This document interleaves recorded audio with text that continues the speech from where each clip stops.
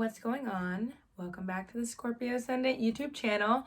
My name is Lala Monfleury, for those of you who don't know. It's been a couple weeks since I've uploaded a video. I mean, I'm going through my Saturn return, Mars is transiting my 8th house. It's really been a hard couple weeks for me, especially this last month or two. Honestly, ever since Saturn went into Aquarius, I've just been like, ugh. But I'm back, ready to finish up this Pluto series. So let's get going with Pluto in the 8th house. But before we get started, if you haven't already, please go online, find a natal birth chart calculator, and get your planetary placements done. I cannot stress enough how important it is for the self-healing, spiritual journey, just getting to know who you are, where you are right now, where you're going, and where you come from. It's really important to get those natal birth chart placements. If you don't know how to do this and you would like me to do it for you, I'd be happy to do so. Just send me an email. My email's posted in the front and in the back of this video. So shoot me an email and I can definitely get that done for you. So without further ado, let's talk about Pluto in the 8th house. So if you were born with Pluto in the 8th house, you are definitely somebody that is very, very secretive about who you, not necessarily who you are, but what you do, what you've done, and where you've come from. The 8th house is really representative of chaos, crisis, trauma, other people's resources, taxes, life after marriage and your spouse, right? And a lot of other things, sex, taboo, secrets, lies, shadiness, and like the dark shadow aspect of the human psyche.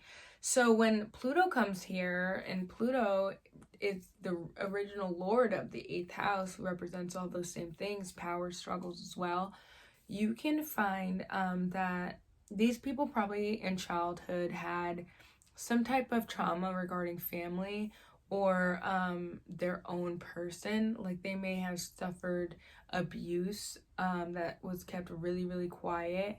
These people have a lot of skeletons in their closet because Pluto in the 8th house represents sex and taboo sex. There could have been a lot of things that happened behind closed doors to these people that they keep to themselves and really keep hush hush and don't really talk about. However, it carries with them throughout every part of their life. It's like this undertone of energy, this like trauma kind of like, even though it's suppressed and left in the subconscious, it kind of like projects out in like bits by bits, especially in relationships. And because the 8th house is other people's finances and life after marriage, and Pluto is control and power struggles, you can find that these people, once they get married, might have this like neurotic obsession about controlling the finances in the house and the joint finances with the other person that they're in a relationship with. And oftentimes this can show its like rear its ugly head when it's operating on the low vibration, as like, I don't like the word gold digger because I think it's derogatory, but you know, like a working girl, you know, somebody that's like really out for or looks for somebody else's resources. And it doesn't necessarily have to be like a sugar baby or like an escort or someone that identifies like that. It could just be like somebody who like subconsciously is always interested in, you know, the pockets of other people, especially like the people that they're dating, or they may only date people that are rich, you know what I mean, or have money or have something to offer them. Or even if they don't have like lots of money, the little money they have, they will try to control their partner's like finances. But also these people are very, very freaky when it comes to the bedroom. They're really anything goes for them. These are the type of people that would practice like BDSM or you know, DDLG type of like relationships. where there's like a disproportionate distribution of power, at least within like the sex life, you know. And usually their relationships, because the eighth house is also life after marriage and like your in-laws, usually they get into relationships where there is a huge like power dynamic or dichotomy between them and their spouse. Like maybe their spouse make way more money than they do, you know, or maybe they make way more money than their spouse does. You know what I mean? It all really just depends on the house placements. But these people really heal through sex. That makes sense. They could be addicted to sex, and the reason for that is a lot of the things that happened in their childhood, a lot of things that they've seen growing up might have like built them to be like this type of person. And the thing is like these people don't really ask to be this person. They don't ask to have the life, like walk this journey of life that like karma has given them. But you know, at the end of the day, like they find themselves in this position where they have almost like conquered over their shadow and dark side, because Pluto's at home in the eighth house, because they have, you know, gone through so much trauma and emotional exhaustion and just kind of like conquered and overcame that. They become like this beacon in like the dark that like moths, almost like, you know how moths like attract to the light. They kind of become like that when it comes to like, you know, the underworld. Or not necessarily like that means that they're like walking the streets or anything like that. That's not what I'm saying. I mean, like when it comes to like the dark shadow aspects of ourselves and our psyches, these people kind of like conquer that. And because they conquer it, other people are attracted to that, like other people that are lost or looking for guidance. Because remember, Pluto in Greek is Hades, and Hades in Egyptian is Anubis. And they are the rulers. Hades, Pluto, is the ruler of the lost souls. And so that translates also into this material world. And so the lost souls in this world kind of gravitate to these people, like looking for guidance, and they seek like healing through these people to kind of like tell them how to conquer their own shadows and their own demons. But with that power, you have to be really careful, because there is a propensity to use like psychological manipulation to kind of get what you want out of these people that are in vulnerable situations. You know what I mean? Because you attract vulnerable people to you, you have to make sure that you're using that energy that you inherited through birth, by the universe, you know, through your karma, that you're using that energy and that power for good and not for bad. Because you can see, especially if this is in Scorpio, so this would be like a triple down Pluto Scorpio vibe, because I'm the Pluto and Scorpio generation.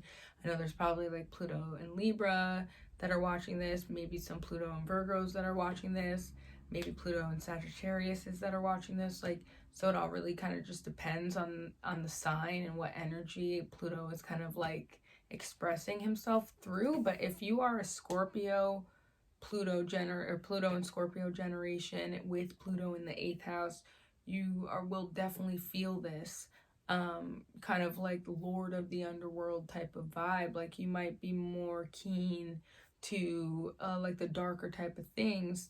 And because you have this power, you really have to be careful, because Pluto is also psychology and like you know, what makes people tick almost. And so because you guys like inherently just have this gift to know, like, you know, you could just kind of like read people like that, and you just kind of know like how they're broken down and what makes them tick, and like where they came from, and what trauma and like early childhood development has made them the person that they are. It's very easy for you guys to tap into that in that other person and manipulate them for your own self-interest. And so that is the lower level of Pluto, which is only self-destructive in the end. And so if you can operate on the higher level, where even though you can see right through, you know, those types of things in other people, that you use that gift to help heal them and guide them through this darkness of of their karma and whatever path that they're walking on this life. So yeah, as these people get older though, they become just like very solid in who they are. You know, the highest manifestation of this energy is that these people overcome and have the power to overcome their traumas and their demons, and then they become like, you know, like the flag. They like, because also Scorpio is the natural sign of K2, which is the south node.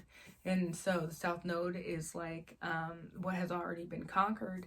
And so these people, you know, once they have overcome their demons and faced like their darkest selves in the mirror, they have the potential to really kind of like own their footing, you know, and they become very hard to like move and shift, you know.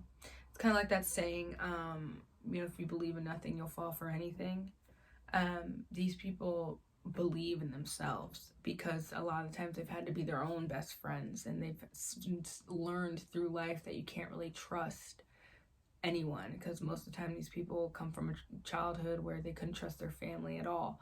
And so or they've been lied to a lot by family and by people that they love. And so yeah, they become their own best friends, and there's nothing wrong with that. Okay, so thank you guys for watching my channel in Pluto in the 8th house. Please like, comment, and subscribe. And if you would like me to do your own or your reading, shoot me an email and I'd be happy to get that done. Bye.